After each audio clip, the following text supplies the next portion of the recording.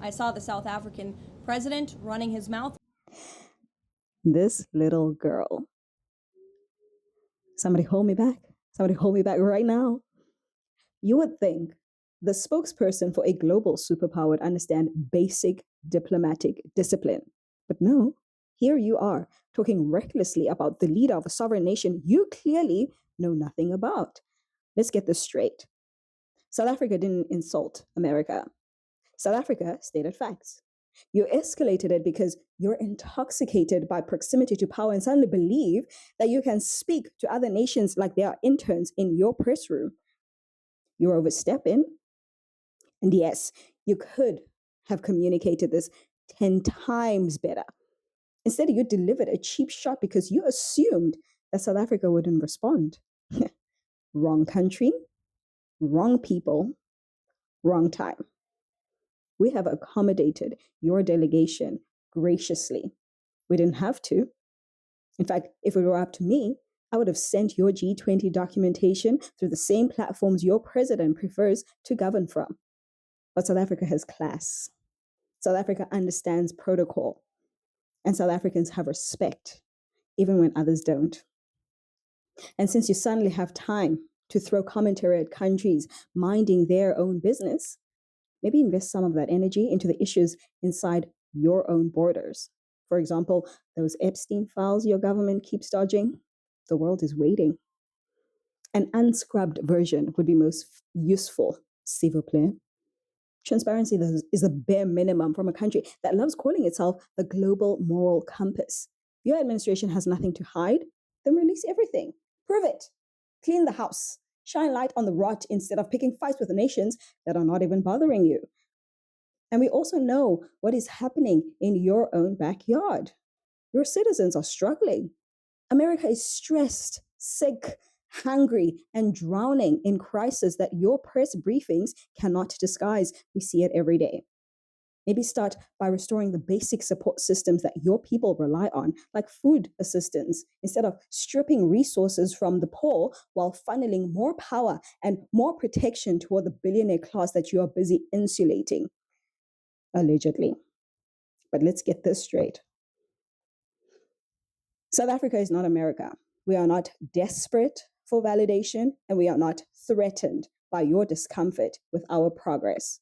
We are rebuilding, and we are doing it without unnecessary theatrics. So calm down. Fix your house, and don't confuse South Africa's diplomacy with weakness, because it's not. The administration is now sending a U.S. official to the G20. They are sending Mark Dillard. Can you confirm if that is true, and then also explain the shift in? I'd be happy to explain, because there is not a shift. The United States is not participating in official talks at the G20 in South Africa. I saw the South African president running his mouth a little bit against the United States and the president of the United States earlier today, and that language is not appreciated by the president or his team. The ambassador or the representative of the embassy in South Africa is simply there to recognize that the United States will be the host of the G20. They are receiving that send-off at the end of the event. They are not there to participate in official talks, despite what the South African president is falsely claiming. This letter asks DIRCO to make accommodations and arrangements for an 8-strong delegation, an 8-person strong delegation, headed by the Chargé d'Affaires, Mark Dillard, to attend the closing ceremony of the G20 Leaders Summit, so that Mr. Dillard can receive the gavel from President Ramaphosa, which will be the moment at which the presidency of the G20 passes from South Africa to the United States. And this letter, and you're seeing a copy of the first page of it there on your screen now, provides the names of the 8 US diplomats, all of them, I think, resident here in South Africa, working out of the US Embassy of Pretoria, that the United States wants to send to this closing ceremony.